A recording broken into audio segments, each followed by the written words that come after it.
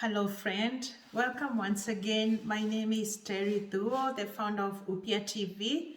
Thank you for joining me today. And we're here once again to tackle the issues that affect us in our lives and find ways to encourage one another in ways that we can live without holding back our joy, holding back and feeling trapped by issues that affect us in daily basis. Today's topic is a bit sensitive for some, and it's about forgiveness. Forgiveness. For some of us, it's a very hard topic, and for others, it's very easy thing. It doesn't cause any challenges for some people. They forgive easy and they move on. But that's not usually the case. Both religious leaders and psychologists and poets, they have found that forgiveness makes us healthier, happier, more connected, and more productive. Then why don't we forgive? It's because most of the time and most often when it reaches to a point that you need to forgive someone, it comes from a place of hurt, pain, misery, and so forth. And we feel justified to hold on to that pain. We feel justified to hold on to that anger. Forgiving is not easy sometimes, depending what it is. I've heard people say that you should forgive and forget. I would say that's inaccurate because there's no way you can ask someone to honestly, if somebody threatens someone's life or livelihood or work or family and so on, and they have messed them up, to just forgive them and move on. What happens is when you forgive, that pain fades in the background because it no longer holds you hostage. You don't forget about it, but when you forgive, even when you remember what that person did to you, it doesn't bring that anger and resentment and anxiety because it has no meaning. It's valueless. It just fades in the background. But you don't forget. Because if you say you just forget what somebody did to you, that means that you are lacking wisdom. Then you'll put yourself in the same situation and then the same thing will happen again. But for some have no choice. For example, the one person who has inspired me so much when it comes to forgiveness in recent history is Nelson Mandela. Mandela was in prison for 27 years in South Africa by his oppressors for his political stance, but he later became the president of South Africa, the first black president. While he was in prison, he said that holding resentment is like holding resentment towards your enemy is like drinking poison and hoping for your enemy to die. Mandela knew the key to forgiveness and the importance of forgiveness. He forgave and he has many more examples and moved on with life. Jesus Christ says that you should forgive 70 times, 7 times. What does that mean? It means that forgiveness is a process. We will be wronged, we wronged others, and so on. So we should not hold into forgiveness. Forgiveness is a gift you can give to someone freely. You can't force someone to give it to you, and no one can force you to forgive them.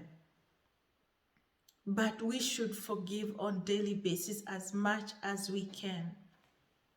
Because holding to lack of forgiveness just holds us hostage. It's like that bitter pill we have and it's poisoning us inside out. It's affecting our relationships, our health, our well-being, and it can make you even sick. Resentment is bad. Lack of forgiveness is evil.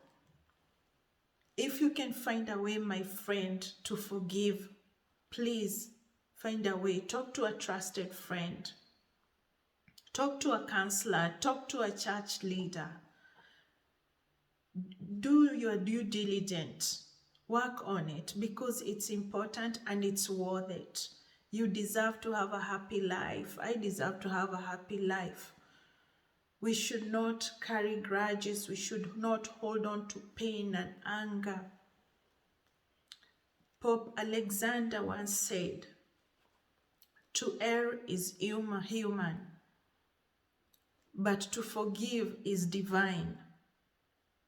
Forgiving is not easy because sometimes we are put in that position. Somebody has wronged us so much and we have put ourselves in that position of pain. We have locked ourselves in this prison, which we are holding the key, but we don't want to let go. We are expecting an apology. We are expecting the other person to understand. We are expecting them to see, to know how much they hurt us. My friend, don't expect an apology from anyone. Don't expect explanation from anyone. Because sometimes the people who wrong us, they don't even know, or they don't even care. It's good for you to forgive because it's for yourself, to flee yourself, not the other person. It's for your own sake, to freedom. It's for your own sake to have that joy in your life. It is important and you deserve it. So don't expect the other person to understand where you're coming from. For example, you can write down all the pain, the heartache, the anger, and let go. Talk to someone. I hope you will find a way that you can be able to get rid of resentment that you're holding in your heart, and forgive and let go. You know, when they say that when you forgive, you become happier, you become more productive, you're full of joy. It is true. It is true. It really helps. So, friend, let us work on forgiveness. I pray that God will help you to reset your mind on the way that you had thought in the past, holding that hate and resentment and pain. It's about the other person, because it's not. It's about you, and it's about me, not the one who wronged us. And in the process, I hope we can find a way you forgive yourself also.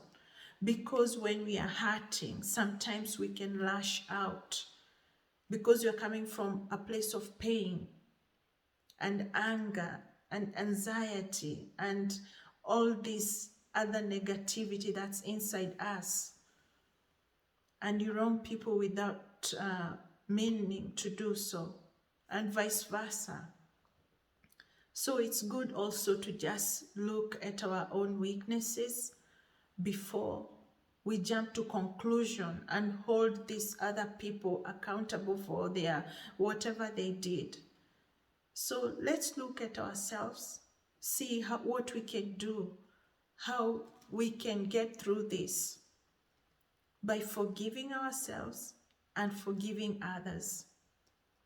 It's not an easy journey, but it's worth it. I pray that you'll find that wisdom to give forgiveness. Thank you, my friend.